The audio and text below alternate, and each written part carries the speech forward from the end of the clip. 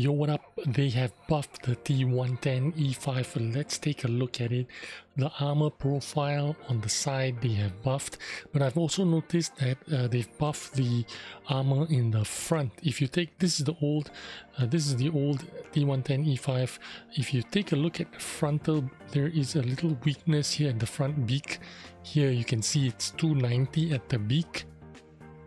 Can you see this? 290. This is the new T110E5 on the test server.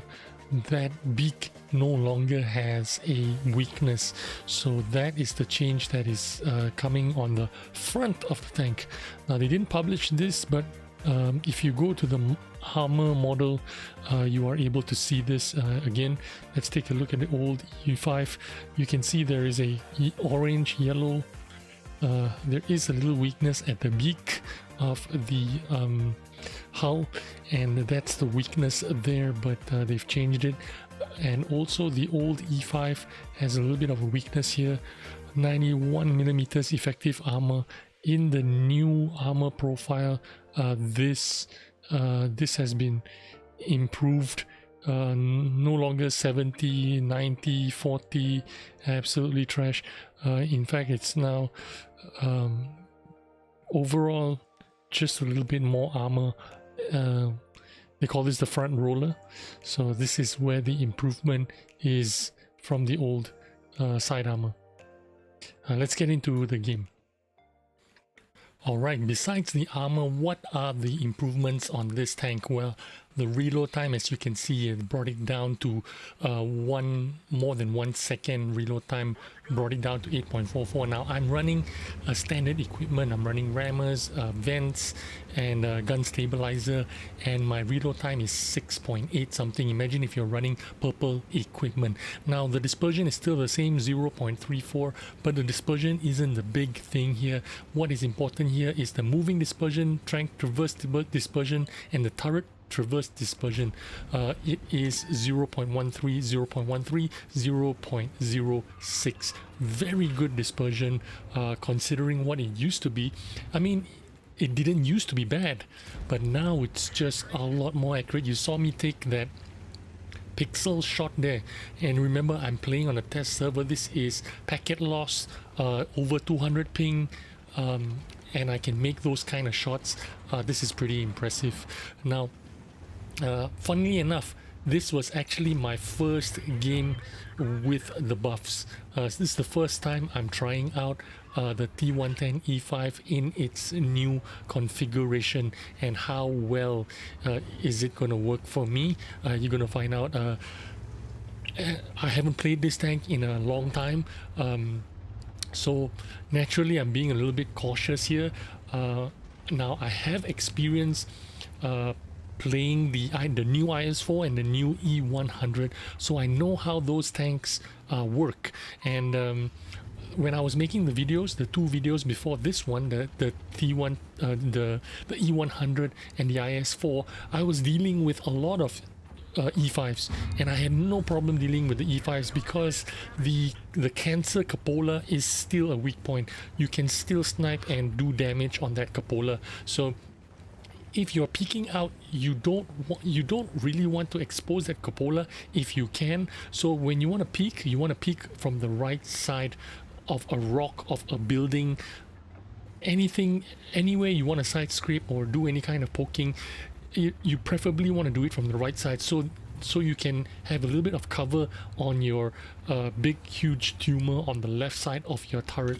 So here you go, there you go, easily pen that E100, and I managed to bounce him as well. Look at how much I've already bounced, 1890, and that is due to that improved frontal armor.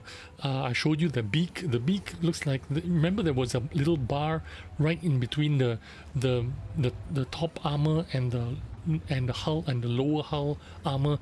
That beak used to be a weak spot. It is no longer a weak spot according to Thanks GG. And also the front wheel, you no longer take damage if you get tracked. Now in the past you could track the E5 and do damage on it as well, providing if you're not shooting the heat shells. But you can see how much difference that makes. Even though the dispersion is still the same, the reload time only improved by 1 second, but the moving dispersion, the turret traverse dispersion, the hull traverse dispersion made this improvement a lot. I'm trying to track this E100. I'm hoping to reload before he gets to repair. It looks like he's got a huge repair crew, very quick repair crew, managed to escape. I can't retrack him and keep him perma-tracked, but you did see me bounce another 750 alpha from the E100, and I'm gonna try and take a shot and finish off this grill 15. Now if you're driving an E100, I think you want to stick with the big gun. The big gun is more effective than the small gun, in my opinion anyway, even though the small gun reloads a lot quicker. Now I made a mistake here by trying to shoot that grill 15 with heat shells. You need to be a little bit more precise to get the wheel if you want to do damage on it. If you shoot the tracks, the heat shells will get absorbed into the tracks, and that's why I wasted, I think, 2-3 shots on that grill. I could have killed him a lot sooner. But there you go. That is the difference between the 0.13 or whatever moving dispersion.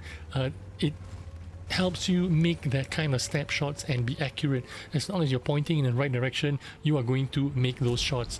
Again, bounce another E100. I've already bounced 3,390 and I've done 3,500 damage. I'm going to reload quicker than him, 6.8 seconds reload, so I'm going to do another shell of damage on him, and in retrospect, I should have escaped here before. You know, I got too greedy here, but what the hell, it's just a test server. Just try anything you want to try. I should have waited for that shot, missed that shot, and eat another shot, and I guess I'm gonna die here.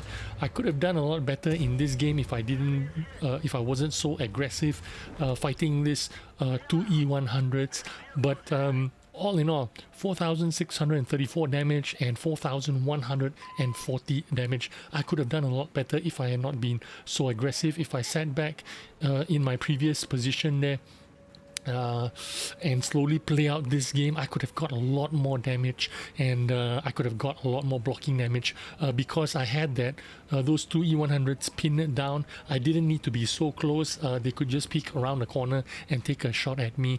Now we are looking at our E100 playing with the enemy E100. Now this E100 has got the small gun. He's got the 550 alpha damage gun, and he's taking on the enemy E100. The TVP is firing HE shells and he gets finished and done with. But I'm going to stay on this game so that we can have a look at the E100 and later on at the IS4, the new IS4. And what did I want to say? The E5, I was not upset at all, even though I died to the 2 E100s. I was not upset at all because I am an E5 fighting 2 E100s. I should lose to them. So I like the balances very much on both the E100s and the E5. I lost that battle and I should have lost that battle. Now you see this new IS4 here absorbing some shots here.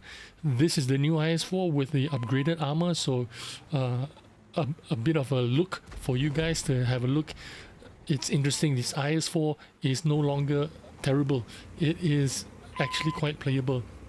Now in terms of these 3 tanks, the E100, the IS4 and the E5, I gotta admit, the E5 I think benefited the most out of these 3 tanks. Why? Because it has a playable armor right now, but it also has a good gun that can reload quickly, below 7 seconds if you have BIA, if you have food, if you're running rammers, if you're running food. Imagine if you're running purple equipment, I think you can get it down to 6.5, 6.3 seconds. That is just amazing. But anyway, we close out this game with this IS4 giving the final blow on the enemy E100. I was not upset at all, even though I died to that E100, because I should die to 2 E100s when I'm fighting 2v1. What do you think of these buffs? What do you think about the E5? Leave a comment down below. Let Wargaming find out what you think about these tanks. A 7-minute game, I died in 5 minutes and did 8,000 combined. Thanks for watching. Please give this video a like if you enjoyed the content, and I will see you on the next one. Bye bye.